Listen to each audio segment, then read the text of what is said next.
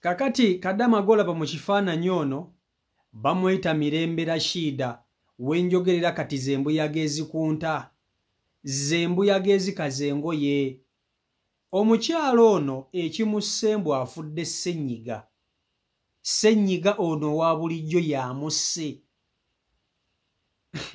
nze mbadde siwulirako ku Ssenyiga atta muntu ng'omuntu yalwadde Ssenyiga n'afa nsose kukiwulira olwaleero. Omukyalo ono abadde mutolosi era nga yakedde ku makya n'agenda okukola emirimu gye nga bw'atera okugikola bulijjo. Abadde mulamu nga talina wamuluma, wabula bwe yavudde ku mulimu okukola yatuukidde gy'asula ewama kiyumba w'asula awummulemu. Naye n'agamba ku banne nti nempulira Ssenyiga nga nnuma nnyo, ennyindo mpulira si kyassa. Bw'atyo yagambye banne mbu Ssenyiga amuluma nnyo n'ennyindo awulira takyasobola kussa. Ne balowooza nti bye bino bisenyiga bya bulijjo. Omuntu alala Ssenyiga n'agamba nti Ssenyiga nnuma ne biggwa. Bunnange bugenze okutuuka e Kawungeezi bagenze okumulaba ng'omukka abaka mubake ng'atakyasobola kussa nga siza mu kamwa. Bw'atyo ekivuddemu oxygeni n'amuggwako era Kadama ono n'afa nga talina kirwadde ekirala kya ntiisa kyalwadde wabula nga Ssenyiga yamusse. Okusinziira ku mikwano gye ne banne babadde akola nabo era babadde abeera nabo bwe batyo bwe bagamba mbu abadde Ssenyiga gw'akaaba mbu yamuluma era Ssenyiga yamusse. Naye nze mbuuza, Ssenyiga kika ky'oyo aluma omuntu mpaka kufa? Nkuze kutuuka wano mbadde siwuliranga ku muntu afudde Ssenyiga era nsoose kuwulira ku Kadama ono mbu afudde Ssenyiga. Wano tewaliiwoko ku nsonga endala ezeetabise mu Ssenyiga ono. Amawulire amabi agaliwo nti omwana ono yafa ennaku 3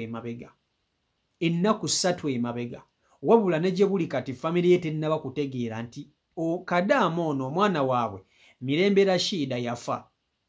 Kati bw'oba omanyi famire ya Mirembe Rashida ng'ekifaananyi kyekyo bawatambula naye oli wa famire oli wa ŋŋanda, bategeezo bagambe nti omwana waabwe yafudde Ssenyiga, yaziyidde n'aba nga takyasobola kussa kyekyamusse. Kankutuuseko obubaka buno obwewulirireko video nkusaba ogimpereka like etambule tuke ku buli muntu video yiyo. Baana mwenjogera mpola ndi bize mutambuze video eno etuke ku b'eŋŋanda ze. Omwana ono ava kufa olunaku lwaleero bamuyita Rashida Mirembe, nzaalwa y'e Busoga. Famire ye tennategeera.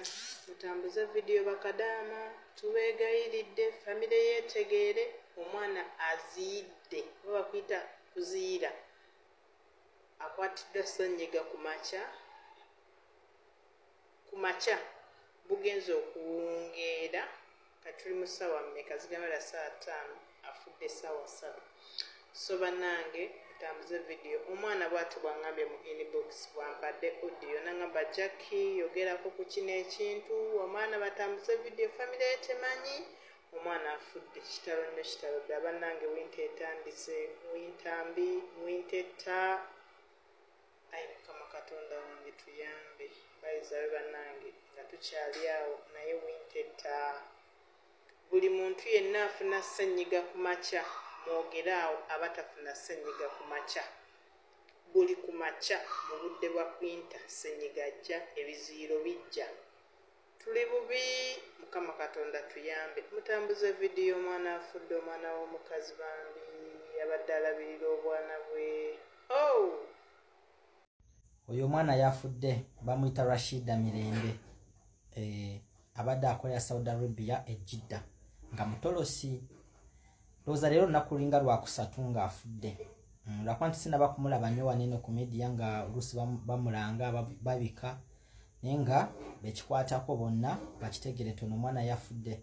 Olaba abaana mwe nze ntera okubagamba embeera bwekunyigisiriza n'owulira nga obulamu tebutambula bulungi, ng'owulira obulamu bukuluma oli mulwadde, towaliriza dda waka okitegeera. Kuba nti ono omwana bamugambako ne bamwegayirira agende ku deportation nga bukyali. Naye ye n'abalaga nti ngenda kutereera paka lwafudde okitegeera. Lwaki oba owaliriza wadde oba olina by'otanaba kumaliriza wadde ki obulamu bwe bugagga okitegeera. Kati ono afudde naye babadde alabirira byabadde akola byo bijja sigala nga bwe biri babadde alabirira bajja sigala bo tebagenda kufa okitegeera yabaye nti singa yagenda e Uganda tetujja kunenya mufu buli omu kale Katonda ayina entuuko ye gye yamutegekera naye naffe tulina okwefaako banange oba nawe kenyini akyali omulamu balaba ka vidiyo kano kubula obulamu tebuli bulungi dawaka awe Saudi olaba aba abasajja tebajjanjaba tebalimbanga wadde babawaana mu malwaliro ne bafa nnyo ku bantu baabwe yali agenzeeko mu ddwaliro asobola okunjulira okitegeera katono nnyo baagala kulongoosa katono nnyo simanyi biki katono nnyo tebafaayo obulwadde bungi bakwa buwipanado okitegeera so no bwe wandikomyewo e Uganda wandibadde weejjanjaba ate n'otereera kwabanja bakomyewo nga balwadde neejjanjaba n'atereera n'addamu n'addayo oba n'adda mu nsi endala okitegeera lwaki obuwaliriza nnyo so Rashida may your soul rest in peace. Kaakati baganda bange mu butuufu mumbuulire oba nnyinza okuba nga nze oba kaŋŋambe ntya nga ze atategeera bulungi nkuze kutuuka wano amazima gali nti siwulirangako omuntu afudde ssenyiga ge mazima nti omuntu yalwadde ssenyiga n'afa mbu omuntu yalwadde ekifuba n'afa ng'ovudde ku buno obulwadde bw'akafuba obwo obulwadde bw'akafuba bwo bulala bwo butta n'obulwadde bwa covid nabo butta obwo bwo buveeko obwo obulwadde obwo bw'amaanyi buveeko naye ssenyiga ono gwe tukuze tulwala ssenyiga naye okuwulira nti omuntu yafudde ssenyiga wallahi mbadde sikiwulirangako nsoso kukiwulirako ono kadaama omwana ono oba omukyalo ono abadde mutolosi mu ggwanga erya Saudi Arabia nga yatoloka okuva ewa mukama we abadde ndowooza akola gino emirimu egyakaliwali ne bamutwala okukola mu kiyumba n'avaayo ng'abeera wa mama kiyumba wabula olunaku kubanga ziweze ennaku 3 ng'afudde ennaku 3 ne mwezi ennaku 3 ng'afudde famire ye temanyi olunaku kadaama ono lwafa yagamba mikwano gye nga wawulira ssenyiga amuluma nnyo ssenyiga yamuluma natuuka ekisera ng'assiza mu kamwa ng'ennyindo zizibye nga takyasobola kussa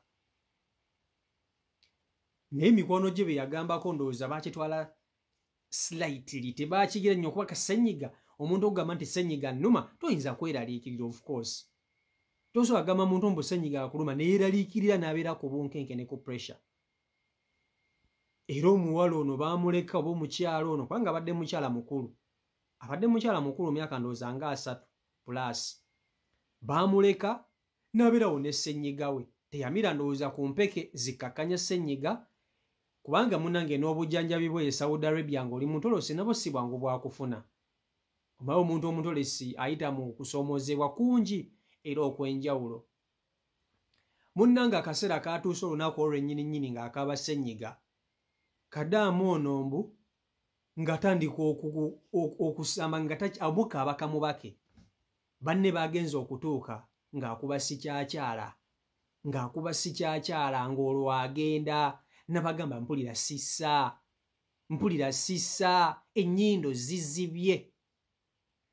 zizibye mpulira sissa era bw'atyo mukazi watunassa omukka gwe ogw'enkomerero naye mumbuulire omanyi tuli mu nsi gye bayita we are in a spiritual world mumbuulire tuli mu nsi ng'ekintu ne bwe kikuluma kitya otandika okulowooza nti waliwo ndoga ate era nga tutambulira mu nsi nga y'abantu batuloga ebyaddala ewabeera ekitangala tewabula kizikize wali omukka tewasobola kubula muliro sitaani atambula alingiriza ku Katonda kugezaako kulemesa pulaani ze mu butuufu lino weriba nga siddogo kiki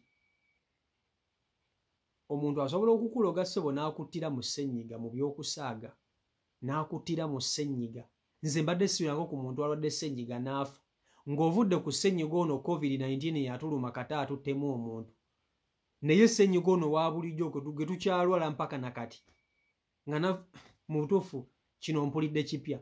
Nze ŋŋamba Kadaama ono waliwo ensonga enneekusifu endala eyamusizza era ng'eryekuusa ku ddogo. Ndowooza yange ng'omuntu, eyo ndowooza yange ng'omuntu. Omanyi tewali kitonde kye basinga kuloga nga muntu ali ku kyeyo, naddala ng'oli Kadaama. Muganda wange amalogo agakusindikirwa tobiraba bulabi, tobala just olina kunywerera ku ssaala na kusaba Mukama Katonda kukikola ki kusomosa buvo. Oli ku kyeyo naye muganda wange amaaso agakutunuulidde amabi mangi, ate ago amaaso agasinga obungi agakutunuulidde gaali malungi mu kusooka nga tonnaba kugenda, baali bannonga oli bubi. Naye ate bwe wagenda balowooza nti wakola ki, wafunamu wakyusaamu, ne beerabira nti nawe gye wagenda oyita mu kufa na kuwona okuba nti obeerawo survivinga. Omanyi kye kitegeeza omuntu okutoloka mu maka gye bamutwala okukola, eyo embeera eba esusse n'aleka ebiwandiiko bye paasipooti ye na buli kimu. Naye omuntu n'abeere ne Uganda n'akusaba essente n'otazimuwa, n'alowooza nti oli ku bisawo bye weebakira, ssente wazifuula ppiro ziteekako mutwe. Ekivaamu nga batandika kolima kugezaako okutandika kusindikira bintu bitategerekeka. So embeera yo bwetyo bweri. Famire ya Mirembe Rashida obubaka ndowooza mubufunye oba bunaabatuukako, tubasaasira nnyo okufiirwako omwana wammwe gwe bayita Mirembe Rashida. Mukyala abadde Saudi Arabia awo yafudde ssenyiga ye yamuse yaziyidde n'afa. CEO Michael Uganda YouTube channel kwoli mwebale nnyo okuba nti ate mugoberera beekuumira ku mukutu.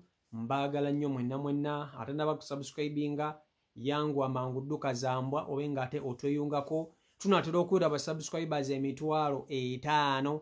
Mwebale nnyo, mwebale ddala olw'omukwano gwe mulaze CEO Michael Uganda. Temujjanga okwo. Mbaagala nnyo era mbeebaza nnyo Omukama Katonda abampeera omukisa era abankolera obulungi obutagambika. Mbeere bulungi, mweraba.